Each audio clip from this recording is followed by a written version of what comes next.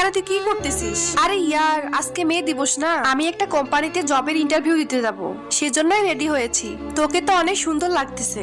আজকালকার মেয়েরা নিজের স্কিল না দেখিয়ে ওদের ফেস আর ওদের ফিগার দেখিয়ে জব করে। আচ্ছা ঠিক আছে, আমার দেরি হয়ে যাচ্ছে, আমি গেলাম। All the best.